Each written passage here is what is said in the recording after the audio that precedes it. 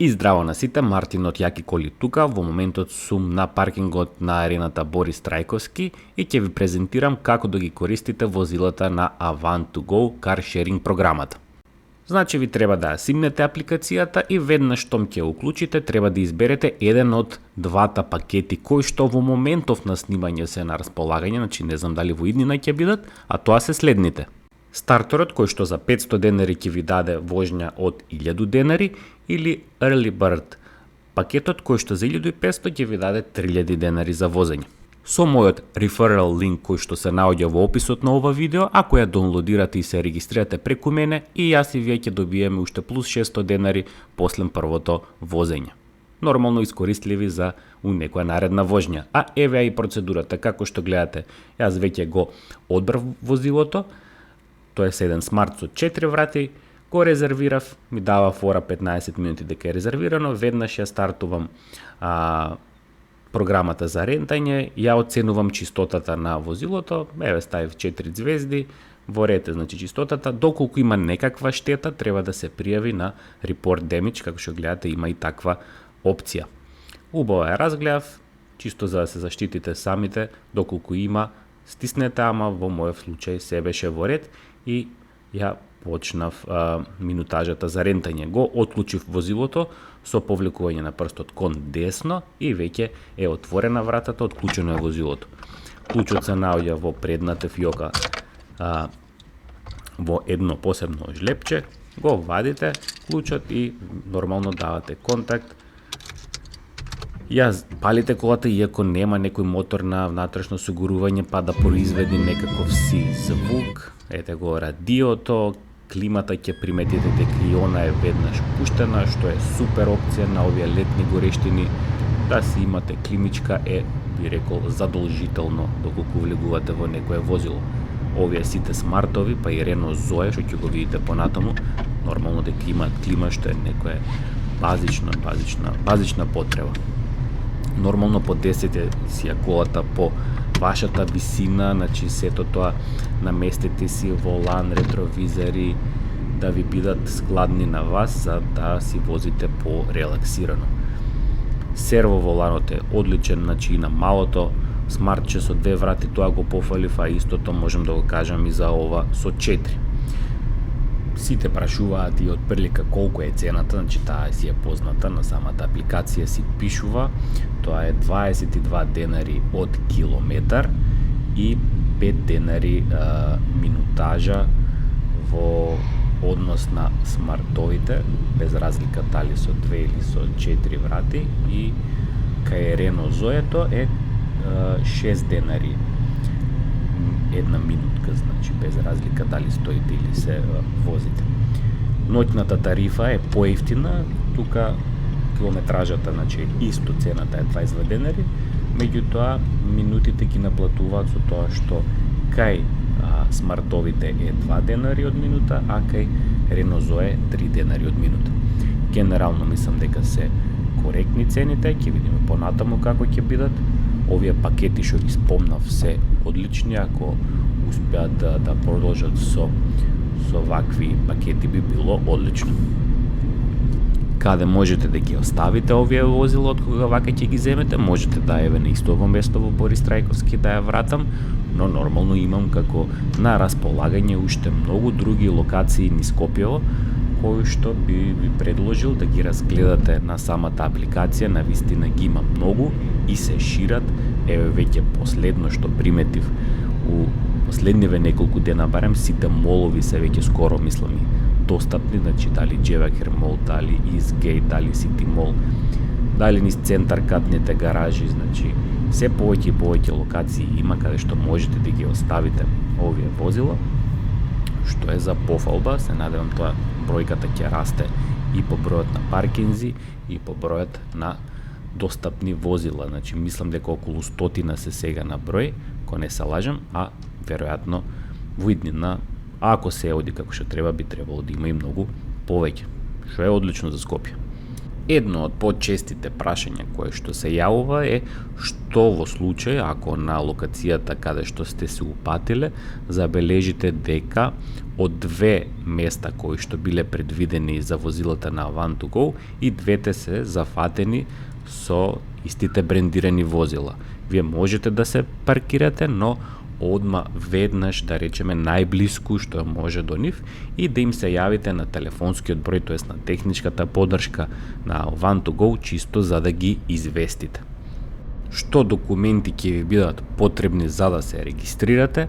Значи, најбитното, возачката дозвола ќе треба да сликате и од напред и од позади, да направите фотографија и една селфи фотографија од вас, нормално матичниот број и некои пропратни други податоци од информативен карактер за вас.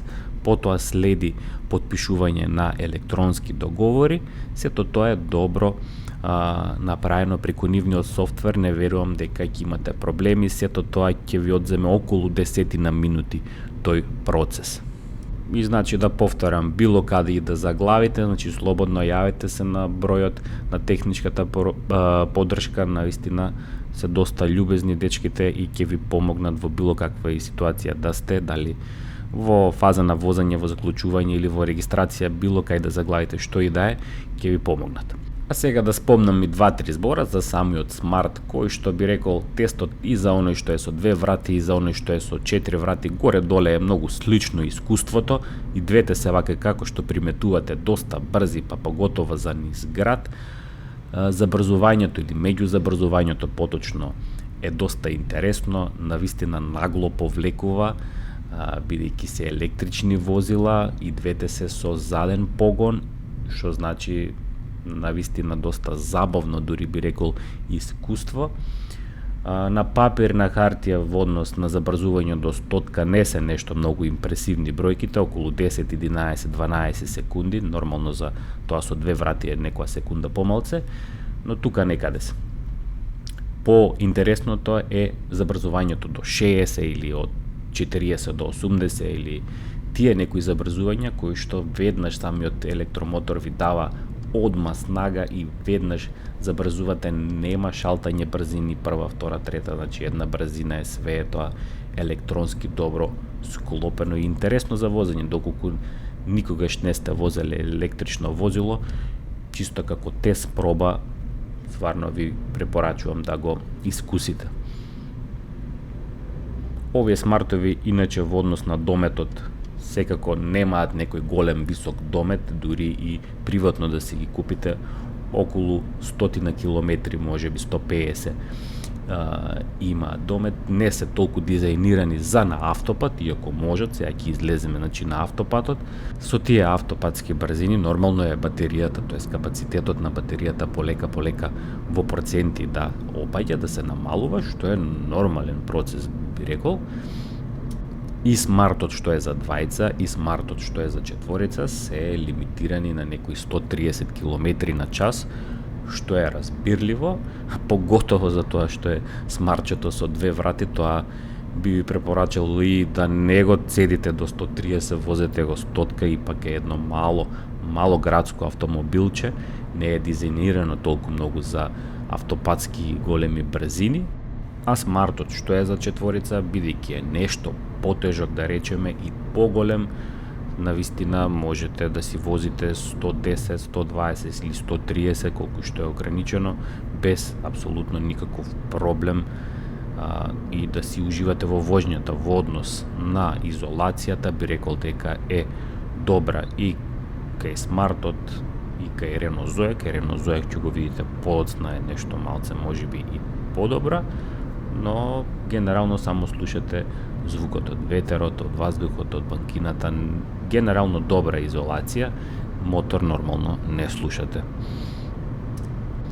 Стабилноста, барем за овој смарт што го тестирам по автопатот за четворица, што е, немам што да се пожелам во однос на стабилноста, пак си е добро, цврсто возило.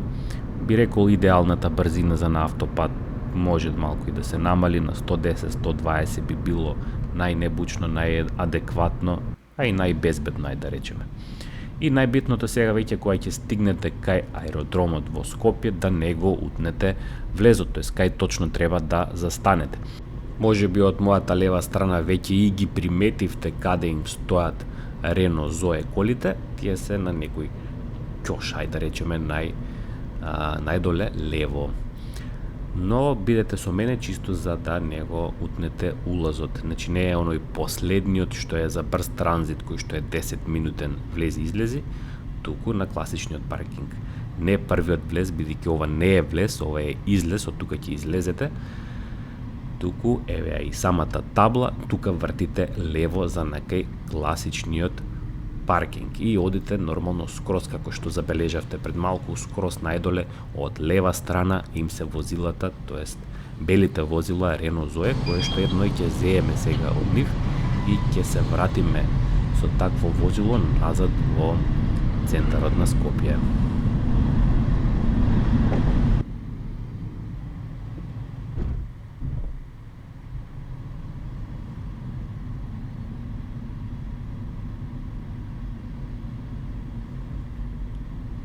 Ќе ви ја објаснам сега и процедурата која е за завршување на ренталниот процес, ако може така да се каже. Еве ги сите Реноа и едно смартче ќе го ставиме тука на обележаното место. Штом стигнете, нормално има процедура во однос на заклучување и затварање на процесот, ставаме го менувачот во паркинг мод, креаме рачна, гасиме клима, све тоа што треба. Еве документите и картицата си ја враќаме на своето место. Си гасиме нормално све и го враќаме клучот со чипот на обележаното жлепче внатре во касетата. Си затвараме, проверуваме како за крај дали се и каблите внатре во самиот багажник. Тоа е и дел од самата процедура, после ќе видите во апликацијата. Треба да потврдите дека и двата се таму. Ете го заклучуваме преку мобилниот. Повторно, значи, оценуваме во однос на чистотата внатре, надвор и дали се сите прозорци затворени, дали се документите тука, картиците, полначите, завршен коментар и тоа е тоа во однос на изнајмувањето на ова смартче за четворица и нормално на крај добивате и детален репорт, извештај колку километри сте прошле, колку минути сте користеле и сето тоа израчунато колку би ве коштало. А сега, како што спомнав, истата процедура ја правиме и за Реното. Проверувам дали е све во ред со самото возило надворешно, дали има некакви оштетувања по браниците или гребаници или што ти ја знам.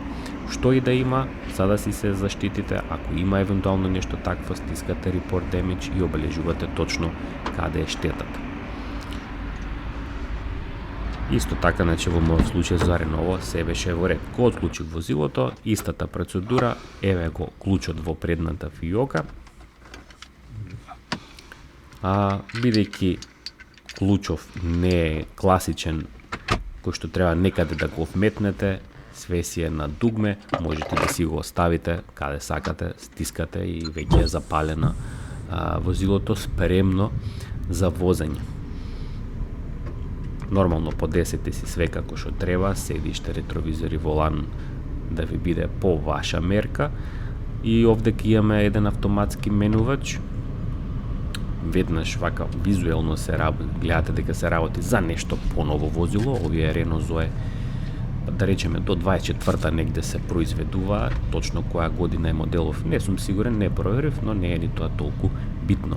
Еве картицата, таа ќе ми биде битна за излез сега од овој паркинг, што е огромна предност, не плаќате никаков паркинг никаде, поготово на аеродромов, кај што знаат да бидат цените доста високи. Излегуваме сега од паркингот, тој десно е за автобуси, иначе затоа нагло тука завртив на лево, кај што е за автомобили. И ќе видите колку лесно сега ќе се отвори самата рампа со покажување на картичката. Веќе можете да излезете и да си се упатиме назад на кај Скопјенцето. Однапред малку и да ви се извинам со тоа што ако приметувате, а нормално дека го приметувате екранот пред возачот, бидејќи трепка, тоа е не дека нешто има проблем со самиот екран, туку самата моја камера со LCD панелот на Renault Zoe не се добро изгледа синхронизирани фреймовите и затоа трепка. Иначе за нашето око визуелно буквално ништо не трепка. Гледате една убава графика, убав дисплеј. Ете го тој и од десно како еден таблет што ви е одличен дисплеј кој што вие покажува навигацијата и други некои податоци. Морам да ги пофалам Renault, така да одлично тоа го склопиле во сите овие модели во последниве неколку години, па и тркалцата за клима и за подесување, сето тоа име одлично направено во сите Renault, значи тоа е стварно добро. Стварно убаво вака визуелно на лик. Во однос на квалитетот на материјалите, би рекол дека е добар, ипак е, да речеме, средна класа Renault-то, али во овој случај во Renault Zoe, како електрично возило, би рекол има мешавина, има некои пластики, али има и некои добри обработки како седиштата, воланот, централниот гребен и така натаму. Нормално, обавезно, значи, пазете, имете на ум, внимавајте на знаците за да не утнете нешто во однос на влезот, тоест излезот или правецот на кај Скопје. Еве се тука малци ја настапувам да видам колку е влечната снага на Renault-то, би рекол дека е нешто слично како Smart-от, така и на папире во однос на забрзувањата. Мислам дека е дури нешто и побрзо од Smart-от што е за четворица, но можда и не толку брзо како Smart-от што е за двајца, чисто ради леснотија што ја има Smart-от за двајца. Исто така, овдека покажувам овој знак да не промашите, ако овдека не свртите десно за Скопје, ќе продолжите право и ќе отидете на кај Катланово, па ќе треба да се враќате по стариот пат од кај Катланово и тоа ќе ве кошта многу, значи многу поголема сметка ќе си направите доколку го сгрешите патот, така да обавезно внимавајте на овој дел да свртите тука десно за да си се уклучите на кај Скопје. Впрочем и гледате си и мапата, Renault Zoe си има одлична навигација која што може да ви послужи, ама нормално еве голем знак е. Не би требало да утнете, но ако утнете, знаете дека идете на кај Катланово, па многу враќање имате после, али окей, нема везе. Исто така и ова Renault како електрично возило е ограничено на 130 и не ви треба ништо повеќе. Бидејќи е потешко за разлика од смартовите, се осеќа некоја појака стабилност и као некое поозбилно возило, такво чувство дава. И разбирливо е зашто стоат повеќето Renault Zoe на аеродром, бидејќи има поголем багажник, нормално луѓето што се со куфери да можат да си се сместат, да си се ги внесат своите куфери и лесно да си стигнат до некоја од локациите во Скопје. Јас сега се упатувам на кај спортската сала Јане Сандански кај хотел Русија. Таму ќе ја вратам оваа кола. Во однос на изолацијата, мислам дека е нешто боле од Smart-от. Можете да го чуете и звукот сега, го тестирам, озвучувањето на Renault е, би рекол, добро, задоволително.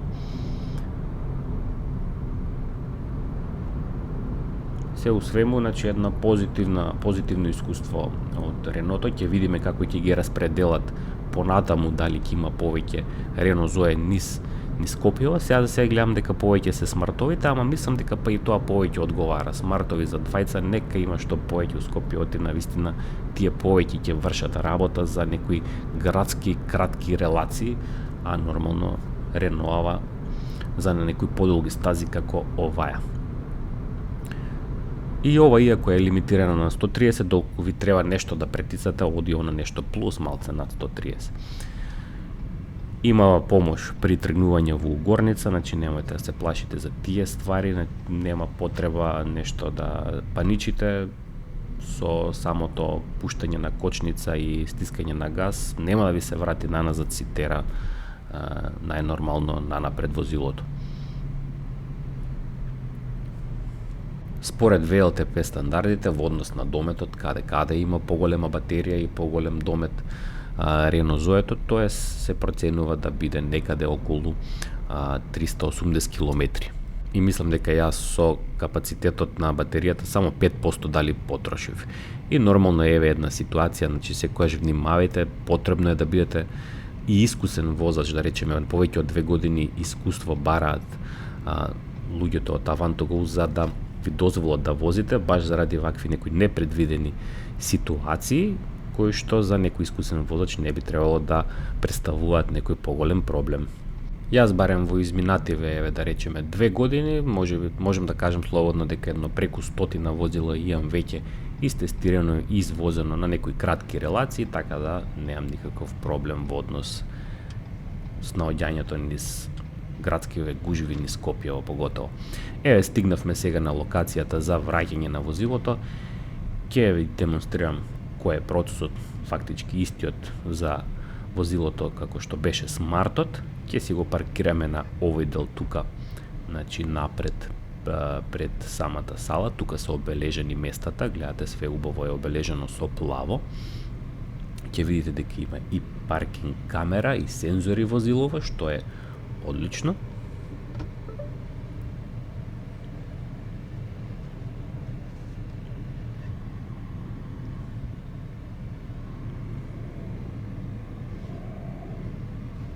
Нормално ја сакам и лично да си проверам, не секогаш се ослонувам толку многу на камерите, чисто по чувство си одам.